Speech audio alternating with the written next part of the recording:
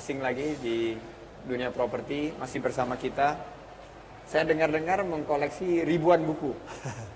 Punya perpustakaan sendiri dan mungkin sering baca buku ini yang memandu akhirnya bisa berpikir lebih jernih. Segmen ini kita bicara mengenai tantangan dan strategi. Nah, kalau di sektor properti di Indonesia tadi kita sudah sedikit menyentuh pembicaraan kita. Apa sih yang kita belajar dari krisis 97-98, bagaimana caranya supaya kita tidak mengulang lagi di krisis tahun 2008 ini? Sebenarnya gini, kalau bicara Indonesia sih dibandingin 98 sih harusnya krisis ini nggak ada apa-apanya. Karena krisis 98 terutama waktu itu dengan konsep debt to equity swap. Hari ini hampir sebagian besar dari buku dari perusahaan di Indonesia termasuk balance sheet daripada pemerintah Indonesia itu sangat sehat.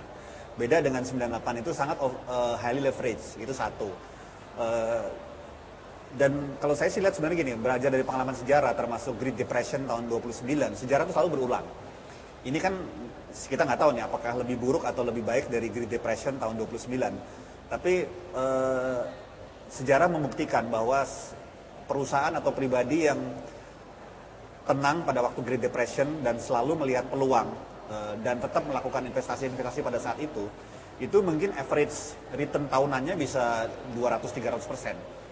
Nah, justru sebenarnya ini merupakan suatu peluang buat Indonesia maupun perusahaan di Indonesia.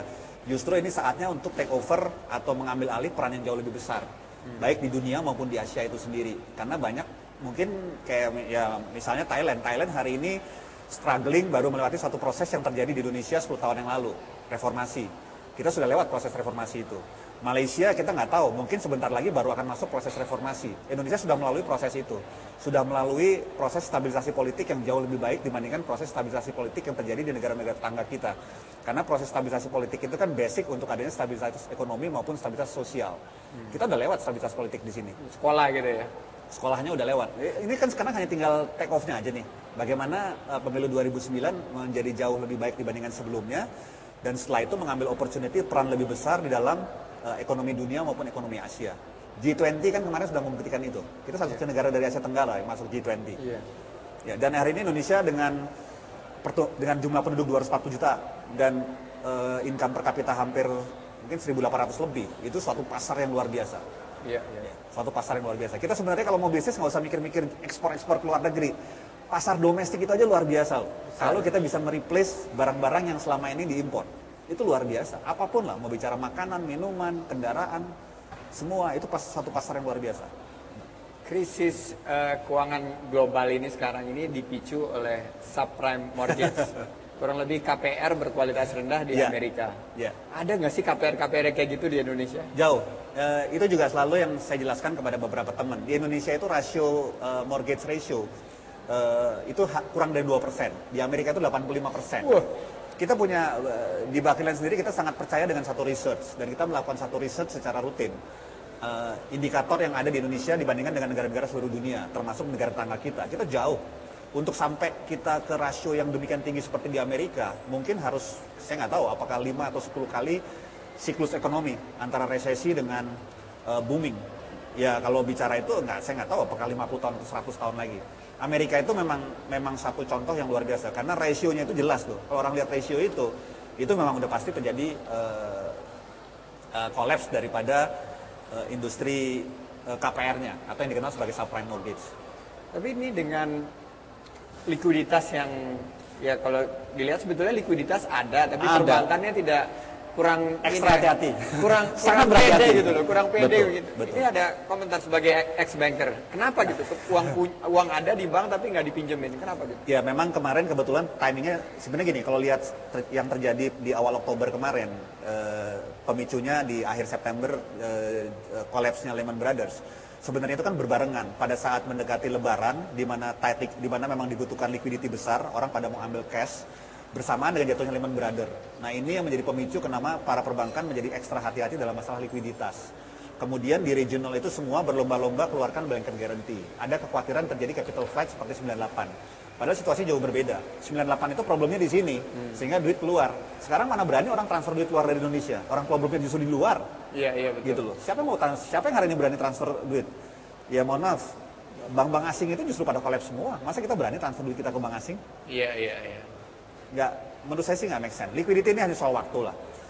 Dengan harga minyak turun hari ini udah 36 US dollar per barrel, berarti pressure inflasi sudah turun. Saya yakin juga di Januari BI rate akan turun drastis sekali. Berapa BI rate yang cocok untuk industri properti? Katanya kan kalau tahun depan targetnya 8,5 sampai 8. Itu udah more than enough menurut saya.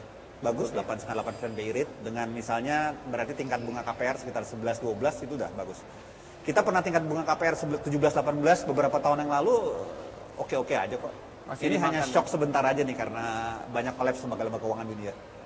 Ya, kita juga ingin sekali lagi mengundang para pemirsa, para pendengar untuk mengirimkan SMS di 0811 12 9001 atau bertelepon di 021 391 2252. Dan saya juga ingin menyapa teman-teman di JICT, anak buahnya Pak Bambang Bakti, mantan CEO JICT yang sedang monitor katanya acara ini. Terima kasih untuk sudah memonitor acara ini, dan tentunya tamu-tamu Lamoda yang setia terus bersama kita mendengarkan kiat-kiat sukses dari seorang Hiram Shah Taib. Ini kalau kita melihat nih strategi 2009 ada election, ada kampanye, ada dua pemilihan legislatif dan pemilihan presiden.